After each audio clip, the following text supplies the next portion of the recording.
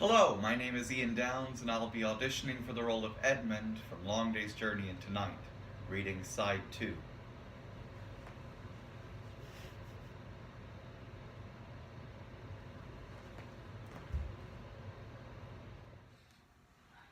She's still moving around. God knows when she'll go to sleep. For Christ's sakes, Papa, forget it. Yes, she moves above and beyond us, a ghost haunting the past, and here we sit pretending to forget, but straining our ears, listening for the slightest sound, hearing the fog drip from the eaves like the uneven tick of a run-down crazy clock, or like the dreary tears of a trollop splattering into a puddle of stale beer on a honky-tonk tabletop. Not so bad, that last, eh? Original, not Baudelaire, give me credit.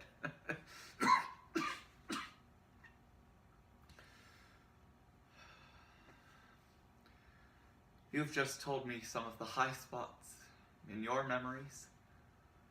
Want to hear some of mine? They're all connected to the sea. Here's one. I was on the Squarehead Square rigger bound for Buenos Aires. Full moon on the trades. The old hooker driving 14 knots. I lay on the bowsprit, facing astern, with the water foaming into spumes under me, and the masts with the sails white in the moonlight towering above me. I became drunk in the beauty and the singing rhythm of it all, and for a moment lost myself. Actually lost my life. I was set free. I was dissolved into the sea and became white sails and flying spray, became beauty and rhythm, became the moonlight and the ship and the high star-dimmed sky. I belonged, without past or future, within peace and unity and a wild joy, within something greater than myself, than the life of man, to life itself, to God, if you want to call it that. Then another time on the American line, when I was lookout on the crow's nest in the dawn watch. It was a calm sea that time, only a lazy groundswell and the slow, drowsy roll of the ship. The passengers asleep and none of the crew in sight. No sound of man.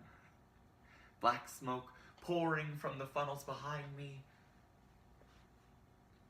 Dreaming, not keeping lookout.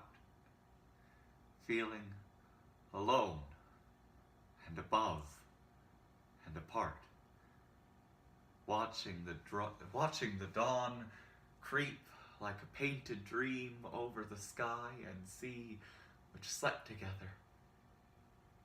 And then the moment of ecstatic freedom, the peace, the end of the quest, the last harbor, the joy of belonging to a fulfillment beyond men's pitiful, lousy, greedy fears and hopes and dreams.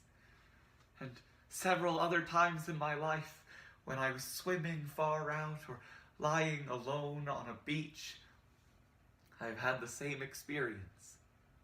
Became the sun, the hot sand, the green seaweed attached to a rock swaying in the tides. Like a saint's vision of beatitude. As though the veil of things as they seem being drawn back by some unseen hand, and for a moment you can see, and in seeing the secret, you are the secret. For a second, there is meaning.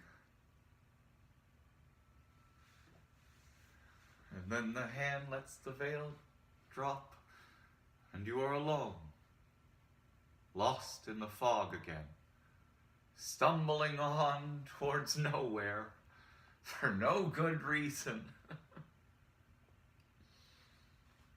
It was a great mistake, my being a man. I would have been much more successful as a seagull or a fish.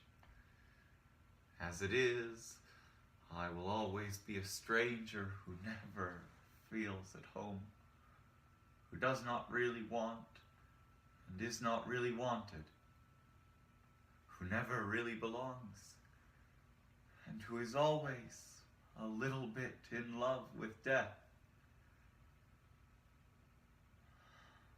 Yes, there's the makings of a poet in you, all right. That morbid craziness about not being wanted and loving death. The makings of a poet. No, I'm afraid I'm like the guy who's always panhandling for a smoke. He hasn't even got the makings. He's just got the habits. I couldn't touch what I just tried to tell you just now. I just stammered. That's the best I'll ever do. I mean, if I live. Well, it will be faithful realism, at least. Stammering is the native eloquence of us fog people. Oh. Well, that sounds like the absent brother. He must have a peach of a bun on. Thank you.